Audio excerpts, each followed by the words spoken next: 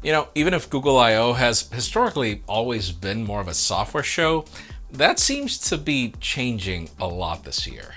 Because yes, Google just announced the dates for Google I/O 2021, and the list of rumored products just got interesting.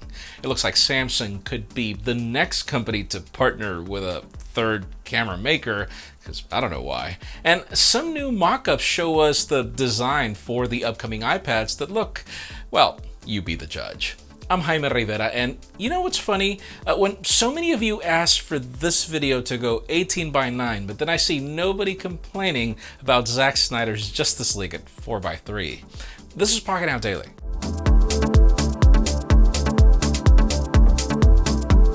The official news today begin with deals, starting with Amazon. I mean, you gotta love them for some of the crazy discounts. They currently have the OnePlus 8 at $210 off, leaving it at $490. They've got the Galaxy S20 FE, which is also available for $100 off, leaving it at $600 shipped. And then the regular Galaxy Note, which is not great, is also $200 off, leaving it at $799.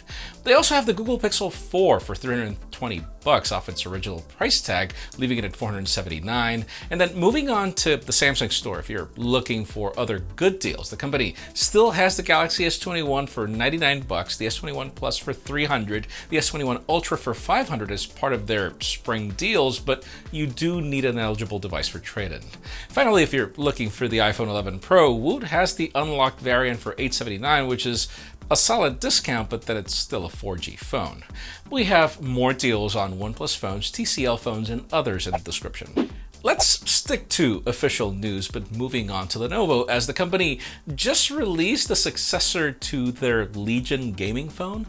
This one brings a 6.92-inch AMOLED display by Samsung running at 144 Hz, and it features a crazy 720 Hz touch sampling rate. As expected, it is powered by the Qualcomm Snapdragon 888 5G, up to 18 gigs of RAM, up to 512 gigs of storage, a 5500 mAh battery, 90-watt fast charging, and when it comes to the cameras, it brings a dual camera module of a 64 megapixel main sensor and a 16 megapixel ultra-wide. Probably the most interesting feature on this phone is that the Pro variant comes with a built-in twin turbofan active cooling system that it borrows from its gaming laptops. Now, both fans promise to last up to 6 years, and the phone also brings the typical vapor chamber cooling passive system. Now, that Legion Phone Duel 2 is available in Ultimate Black and Titanium White, and it starts at around $565, with the topped-up model getting up to $916, which is really not bad. It currently is available in Europe and Asia, but I mean, stay tuned for the US launch, though I wouldn't go crazy for that cooling system. Watch Zach's video.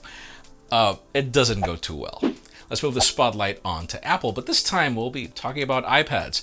Earlier this morning, we got some new images from Sony Dickinson showing off some of the dummy versions of the upcoming 11-inch and 12.9-inch iPad Pros, along with the iPad Mini 6. Of course, these are dummies and are usually based on CAD schematics used for case makers before the official release happens, but these are pretty good. I mean, both the Pros show off the typical square design with a triple camera array at the back now and slim bezels at the front. Now, as for the iPad Mini, this one sadly isn't getting a redesign yet, as it still brings the home button and the big bezels, but this reportedly is a larger display at around 8.5 to 9 inches instead of the 7.9 from before.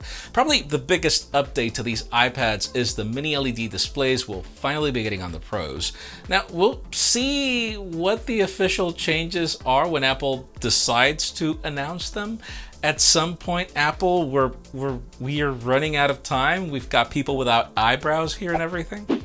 Now, let's talk Samsung smartphones and camera partnerships. This is one thing that I never thought that we need to see, but oh well. If you heard the podcast we did a couple of weeks ago with Josh, we discussed a ton of how that OnePlus and Hasselblad partnership isn't really working out so far, even though the software updates have proved some improvements, unlike other partnerships like Huawei and Leica that went great. Well, according to a tipster named Yogesh, Samsung could be the next company to partner with a camera maker, with a report from Tom's Guide claiming that tipsters like Ice Universe have confirmed that Sammy and Olympus will be partnering. Now, according to the report, Olympus approached approach Samsung, which makes sense, to offer their brand as well as expertise in key areas of photography and videography. Of course, we don't really know what that means until we get the phones, but I do know that Josh loves his Olympus, though they've stuck to Micro Four Thirds, and I don't know. I don't really go crazy about them, and I'm not really sure that Samsung needs help in their imaging or video quality. If anything, I think they're on top. But speaking of which, we will reportedly see their partnership on probably a special edition of the Z Fold, or with the Galaxy S22 Ultra, which is still around 8 months away. Of course, this is just a report at the moment, but with all those partnerships, I don't know what to expect. Now, a special edition does make sense. That would be really cool. And finally, for the hottest news today, let's talk about Google and events. And yeah, sadly, still no Pixel 6 hands-on videos, but those are coming soon. Anyways, yesterday the company announced that Google I/O is back and it will be happening online once again.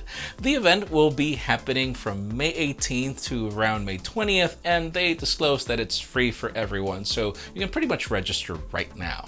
If you're wondering what we could expect, Google is almost likely to talk about Android 12 aside from their workshops, developer keynotes, and like Q&As that they always do, in addition to updates to Chrome OS and stuff. But however, some leaks claim that we could be getting the Google Pixel 5a at this event, which was leaked back in February, pretty much rocking the 4a 5G's design. Now, some even newer leaks claim that we could also be getting Pixel Buds A, which are more affordable variants of the Pixel Buds, hence the A.